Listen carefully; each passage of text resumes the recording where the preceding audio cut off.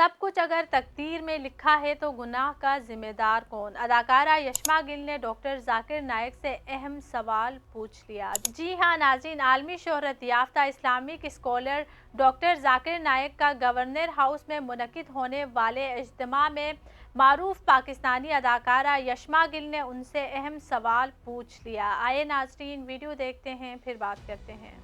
تو اگر سب کچھ پہلے سے لکھ دیا گیا ہے، اگر سب کچھ پری ڈیسٹنڈ ہے، تو جو کانسیپٹ ہے کہ اگر ایک چور کہیں پہ چوری کرتا ہے تو وہ تو پہلے سے نہیں لکھ دیا گیا تھا، اس کی اکاؤنٹیبلٹی کیا ہے اس میں فری ول کے حساب سے؟ بہن نے ایک اہم سوال پوچھا ہے۔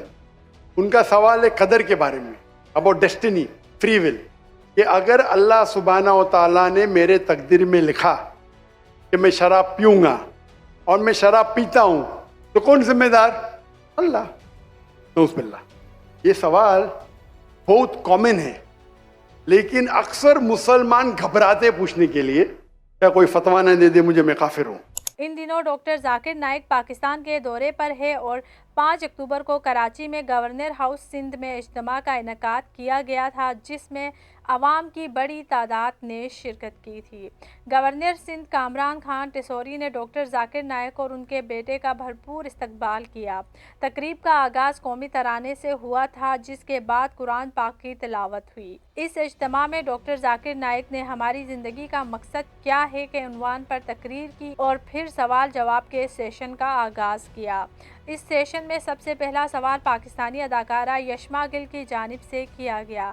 اداکارہ نے ڈاکٹر ذاکر نائک کو بتایا کہ وہ ماضی میں لادین ہو گئی تھی اور پھر وہ ڈاکٹر ذاکر نائک کے بیانات سن کر واپس دین کی طرف آئیں۔ یشما گل نے سوال کیا کہ جب اللہ تعالیٰ نے پہلے سے ہی انسان کی تقدیر لکھ دی ہے تو انسان کے اپنے اختیار میں کیا ہے؟ اگر انسان اپنی زندگی میں صحیح یا غلط کام کر رہا ہے تو اس کا ذمہ دار کون ہے؟ کیونکہ ہم انسان تو یہی سمجھتے ہیں کہ تقدیر تو پہلے ہی لکھی جا چکی ہے۔ اداکارہ کے سوال کا جواب دیتے ہوئے ڈاکٹر ذاکر نائک نے کہا کہ یہ سوال ہر مسلمان کے ذہن میں آتا ہے۔ اکثر لوگ ہمت کر کے یہ سوال پوچھ لیتے ہیں، جبکہ کچھ لوگ فتوے کے خوف کی وجہ سے یہ سوال پوچھنے سے گھبراتے ہیں۔ ڈاکٹر ذاکر نائک نے کہا کہ اللہ تعالیٰ کو غیب کا علم ہے۔ اللہ تعالیٰ کو معلوم ہے کہ انسان نے اپنی زندگی میں کون سے کام کرنے ہیں، پھر چاہے وہ کام اچھے ہوں یا غلط۔ انہوں نے کہا کہ انسان وہ نہیں کرتا جو اللہ تعالیٰ نے اس کی تقدیر میں لکھ دیا ہے، بلکہ اللہ تعالیٰ نے وہ لکھا ہے جو انسان نے کرنا ہے، کیونکہ